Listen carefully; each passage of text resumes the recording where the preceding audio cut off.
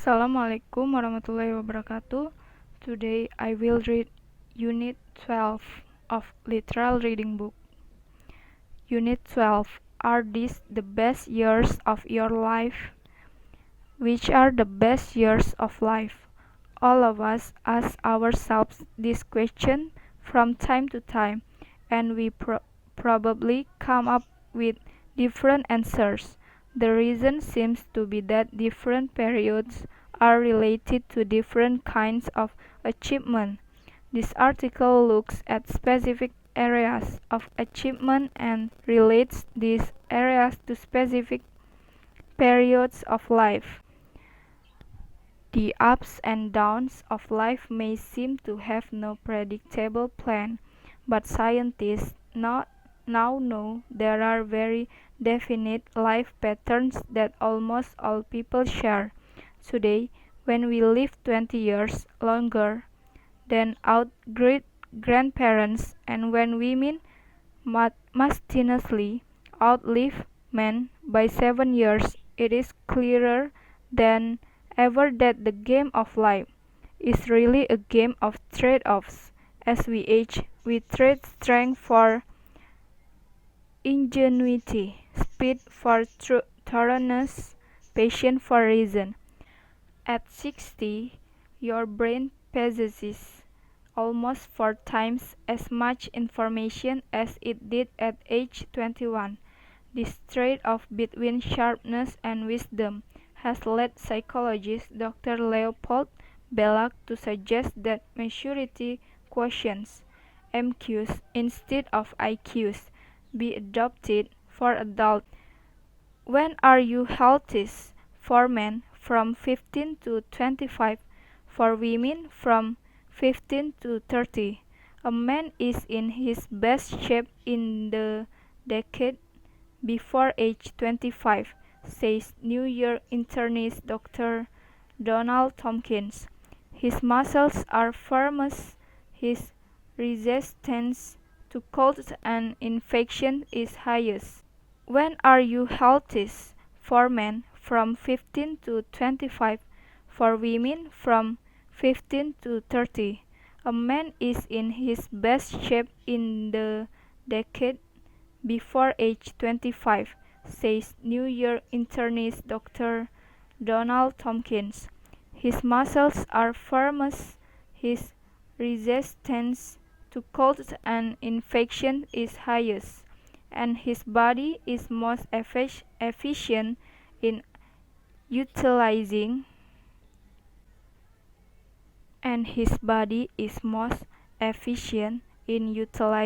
nutrients. Women, for reasons scientists do not understand, get a 5-year bonus. Peak health begins to decline when the body process called anabolism, cell growth, is overtaken by the opposite process, catabolism, cell death. Cells have been dying since birth, says Tompkins, but in our late 20s, they start dying faster than they are replaced. Also, muscles is replaced with fat. Women also get an additional bonus of good health later in life.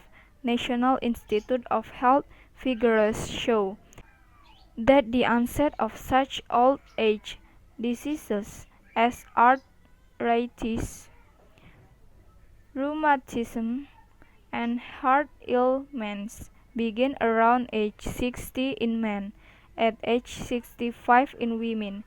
It is hard to deny the generally greater fitness of women. Life expectancy for men is now 68.3, for women 75.9, says U.S. Aging Authority William Cannell. Older women with low blood pressure are practically immortal. However, psychologists believe that by entering the competitive job market in increasing numbers, women may eventually give up their statistical advantage. When are you most likely to develop mental disorders? from 30 to 35. This surprisingly narrow peak is very real. The National Institute of Mental Health (NIMH) reports that more than half of the patients in mental hospitals, male and female, are in this age group, men leading women by about 20%. But if we're most neurotic between 30 and 35, apparently we recover quickly. Admissions to mental hospitals drop sharply around age 40 and stay down until age 65. Yet, say psychiatrists, between age 40 and 55, more people report they feel on the on the verge of a nervous breakdown. Relatively few actually occur.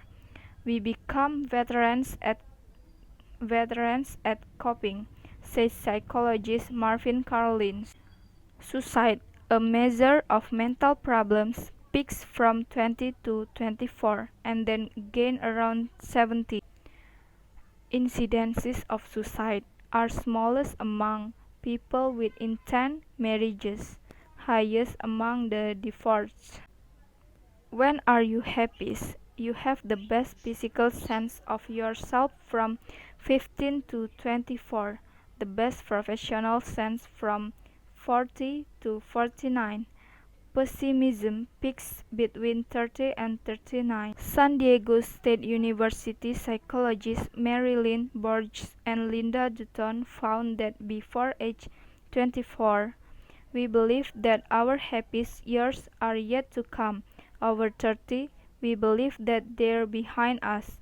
National Health Survey agrees. After age 30, we become more realistic and do not view happiness as a goal in itself. If we maintain our health, achieve professional and emotional goals, then happiness we feel will follow. The American Institute of Public Opinion says that the pessimism peak occurs when we realize that talent and determination aren't enough to guarantee success. Lady Luck must help.